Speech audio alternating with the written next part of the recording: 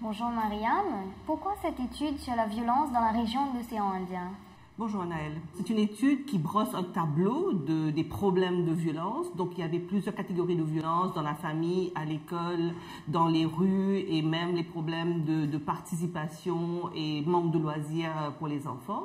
Et qui aussi documente les mesures en place, les lois en place par les différents gouvernements sur la protection des enfants et vient avec une série de recommandations et de pistes de réflexion pour améliorer la situation des enfants dans les 5 îles de l'océan Indien.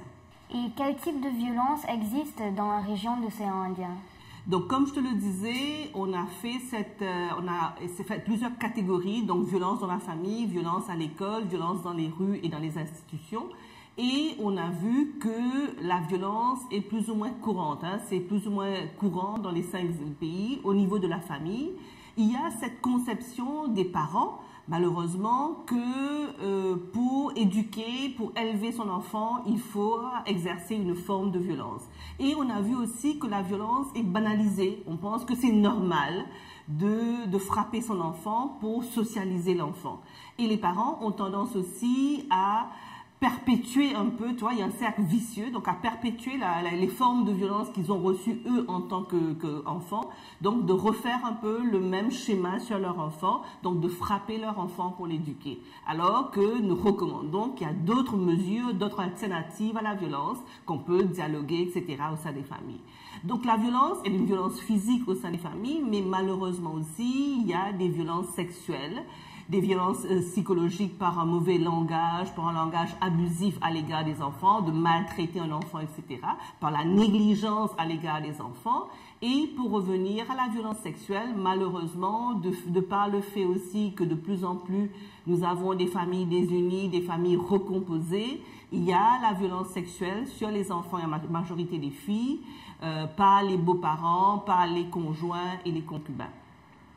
Donc, la violence, malheureusement, n'est pas seulement à la maison, dans les familles, mais aussi à l'école.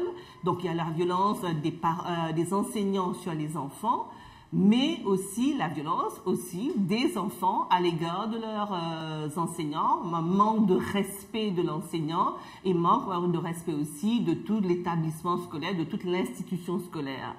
La violence est aussi visible dans la cour de récréation. Les jeunes entre eux-mêmes, différentes formes de violence. On appelle le racketing, le bullying. Les plus grands, les aînés dans les écoles qui exercent de la pression sur leurs petits camarades. Donc ces types de violences entre enfants, entre pairs, comme on appelle, existent dans les établissements scolaires, dans tous les pays de l'océan Indien. Et on a aussi la violence dans les rues, beaucoup de violence entre enfants, mais aussi donc les jeunes, la délinquance juvénile, les jeunes qui sont en conflit avec la loi. Et dans ces situations de conflit avec la loi, on a vu que dans les pays de l'océan Indien, les structures d'accueil des enfants ne sont pas adéquates. Donc il y a des structures, mais il y a un surpeuplement dans ces structures, donc il y a trop d'enfants. Il y a aussi la mixité, donc on mélange les enfants qui sont victimes d'abus avec des enfants qui sont en conflit avec la loi, d'où le fait que les problèmes de réhabilitation d'un enfant victime devient difficile et prend beaucoup plus de temps.